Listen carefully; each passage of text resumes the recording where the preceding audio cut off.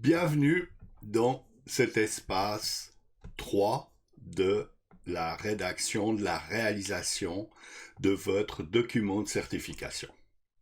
Le but de ces vidéos est de vous aider étape par étape à réaliser tranquillement cette rédaction, sachant que chacun des points doit être approfondi en lui-même.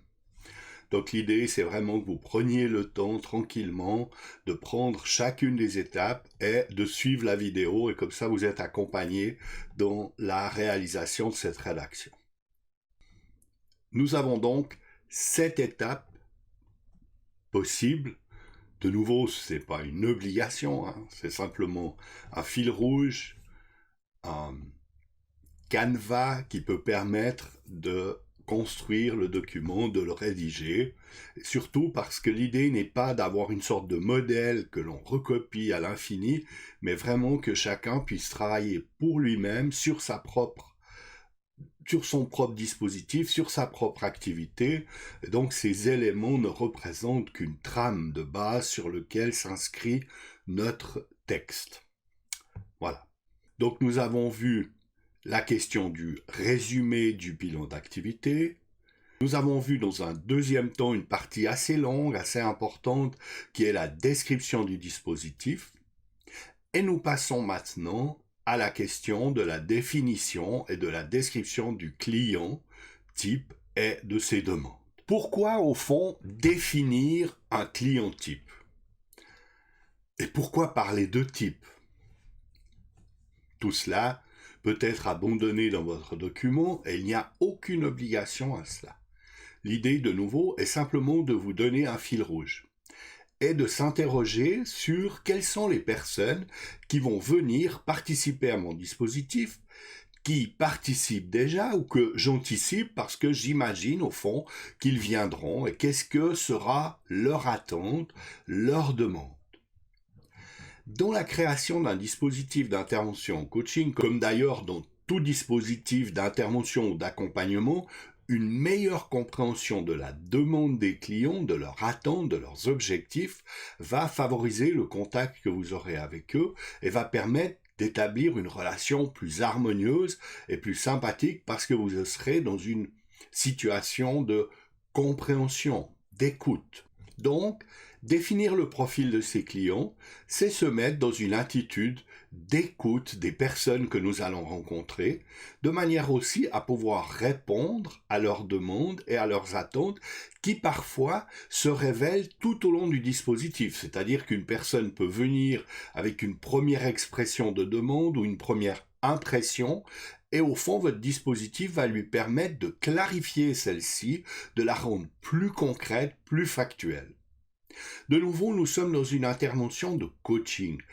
Et dans le cadre d'Educ.ch, nous pensons le coaching comme une compétence développée, une compétence d'ordre pédagogique, une compétence à l'accompagnement d'entretien ou d'intervention de coaching. Donc l'idée, là, c'est vraiment de donner la place au client et à ses attentes, et ensuite d'entrer dans des domaines le plus factuel possible, le plus clair possible, le plus concret, de manière à ce que nous puissions l'accompagner dans son processus d'apprentissage. Bien sûr, à la base se trouve la fameuse demande. C'est un terme que l'on entend souvent, que l'on retrouve souvent dans la documentation. La demande du client, clarifier la demande. Le terme est très sympathique, c'est un concept. La question pourrait se dire quel est l'objectif. Et souvent, on va passer de la demande à l'objectif. Dans notre formation, nous proposons d'avoir une certaine retenue avec cette terminologie de l'objectif qui correspond plus à une dynamique d'entreprise ou d'industrialisation de l'accompagnement et au-delà peut-être de ce vocabulaire entrepreneurial, nous aimerions regarder au fond à la démarche de coaching comme une démarche pédagogique. Et dans la démarche pédagogique, je dirais, il y a une petite dimension philosophique qui fait apparaître l'importance des questions que les personnes se posent.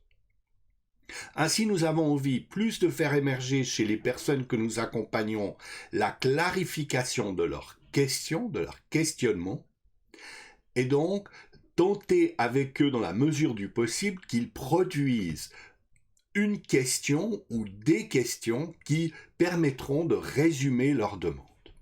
Ainsi, nous pourrions aussi dire quelles sont les questions que les personnes qui vont venir nous voir se posent. Ou à quelles questions notre dispositif peut aider les personnes à répondre. Donc nous passons de l'idée de questionnement à réponse. Et ça, c'est une notion, c'est une manière de faire qui me convient, qui nous convient beaucoup mieux et qui permet vraiment dans un axe pédagogique de se positionner en se disant « je suis dans un processus d'apprentissage, j'accompagne un processus d'apprentissage ». Dans la définition du client, nous voyons réapparaître la notion de contexte ou d'environnement. Nous devons nous demander, au fond, quel est le contexte dans lequel se trouve la personne qui nous interroge, quel est le contexte dans lequel notre intervention va se déployer, c'était la question de la description du dispositif, et là, au-delà de la description du dispositif, nous nous interrogeons sur le contexte de la personne elle-même. Est-ce un employé dans une entreprise? Est-ce un collaborateur? Est-ce un parent?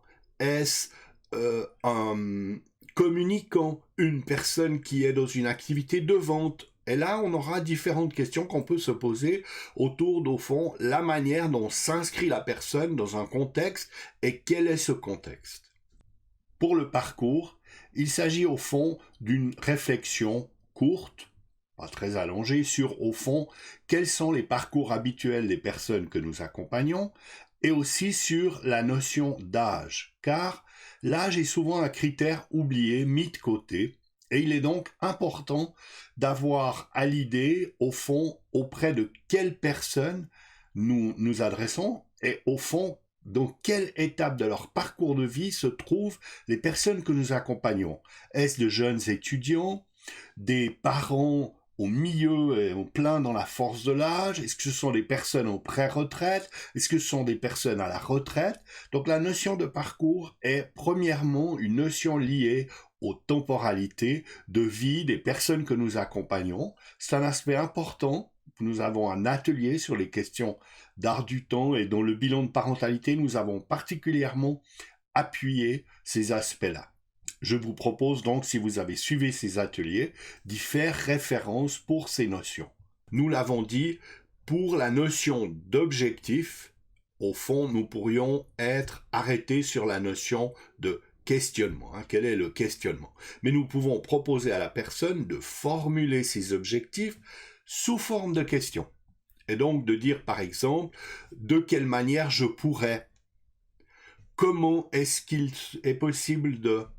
Comment je pourrais, et donc en introduisant la notion de futur et la notion du comment, nous sommes sur de l'action, c'est le centre de l'accompagnement au coaching, se veut la production de nouvelles actions, de nouveaux comportements de la personne qui répondent au fond à ses attentes et qui répondent aux objectifs qu'elle se fixe. Donc nous pouvons construire autour de ces types d'objectifs questions. Et vous pouvez donc, dans le document, les décrire de manière à ce que nous puissions avoir un point de repère. Sachant de nouveau que le document n'est de loin jamais définitif. C'est un instrument de travail pour vous. C'est un dossier en travail. C'est un dossier que vous pouvez présenter à quelqu'un, par exemple à moi, pour que je vous fasse un retour, que vous le fassiez évoluer, que vous le fassiez vous-même évoluer au travers du temps, ou que vous le fassiez évoluer dans des processus d'intervision et d'échange. Donc la question des objectifs et des questionnements est aussi une question que vous pouvez explorer avec d'autres collègues. Je propose souvent dans les ateliers que les personnes qui suivent les ateliers prennent contact entre elles, au niveau des diades, au niveau des triades, de manière à travailler ensemble certains aspects du document, ce qui certainement le rend beaucoup plus riche et peut bien sûr faciliter votre travail. La définition des besoins va un peu au-delà de la question de la demande. C'est au fond de mieux comprendre quels sont les besoins qui traversent les personnes que nous rencontrons. Pour cela, nous pouvons bien sûr faire référence à la pyramide de Maslow et à la question des besoins humains. Ça veut dire de nous dire au fond, les personnes que nous rencontrons, si par exemple ce sont des parents, quels sont les besoins réels qu'ils sont. Par exemple, une question de base, c'est que les parents ont besoin de repos. Aujourd'hui, les parents sont soumis à de grandes pressions, à de grands stress, de plus quand ils ont une activité professionnelle, d'où l'intérêt pour eux d'être attentifs à leur santé, d'être attentifs à leur bien-être, pour mieux agir auprès de leur enfant, pour être plus présents quand ils sont vraiment là. Eh bien, c'est un besoin que je définis, que je considère comme important, qui ne sera pas porté directement dans la demande. Ça veut dire, vous n'allez pas avoir un parent qui vous dit, premièrement, « Bonjour, monsieur Lutti, je viens parce que j'ai besoin de repos. » Mais c'est un besoin, vous, que vous avez repéré pour les personnes que vous accompagnez dans votre domaine.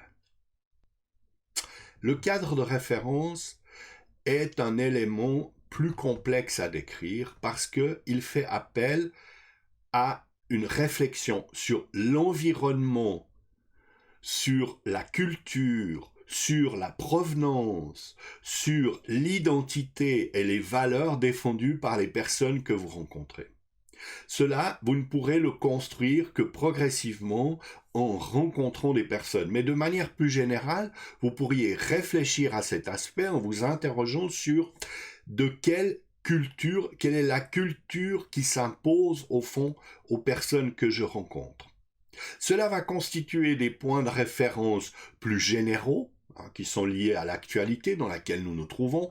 Prenons par exemple des notions d'écologie ou d'environnement qui aujourd'hui envahissent l'espace médiatique et la communication en général, qui deviennent des références, qui deviennent des valeurs, l'intérêt porté sur une nutrition saine, l'importance donnée à la santé. Voilà, il y a différents aspects comme cela qui constituent la culture et les références des personnes que vous rencontrez. Mieux y penser, mieux y réfléchir vous permettra aussi de calibrer votre intervention et de faire des propositions et des réponses qui soient mieux en adéquation et en cohérence avec les personnes que vous rencontrez. Et puis, il reste une dernière question assez amusante et assez fortuite. Quelle image les personnes qui viennent ont de vous ? Qu'ont-elles reçu au travers de votre publicité, de vos informations, des amis qui ont parlé de vous? Quelles informations ont-elles retenues? Et avec quelle attente, au fond, viennent-elles en rapport avec l'identité qu'elles vous octroient? Oui, la notion d'identité ne dépend pas simplement de ce que vous allez noter sur vos cartes, sur votre site internet, sur votre page Facebook. Votre identité va dépendre premièrement de l'identité que les personnes qui viennent vers vous apportent avec elles. C'est une information qu'elles ont avec laquelle elles vous regardent comme une sorte de filtre. L'idée sera donc pour vous de préciser et de clarifier d'une certaine manière certains points de repère que les personnes ont en venant vous voir. Cela vous aidera aussi à mieux définir votre manière d'intervenir parce que vous serez au plus proche de ce que les personnes attendent réellement de vous. Voilà. Cette étape de la définition des clients n'est pas la plus simple car les informations ne sont pas facilement disponibles. Il s'agit de réfléchir, il s'agit de se questionner, il s'agit d'échanger avec d'autres personnes, il s'agit aussi, et bien sûr, comme dans toute l'intervention de coaching, d'être à l'écoute de la personne que nous rencontrons. Voilà, je vous invite à continuer ce travail. N'hésitez pas à mettre des commentaires en dessous de la vidéo afin que je puisse prendre connaissance des éléments complémentaires ou à utiliser les différents forums que nous mettons à votre disposition pour ce service. Et merci encore de votre participation, merci de votre confiance et à une prochaine étape, en salle ou bien en ligne. Merci beaucoup.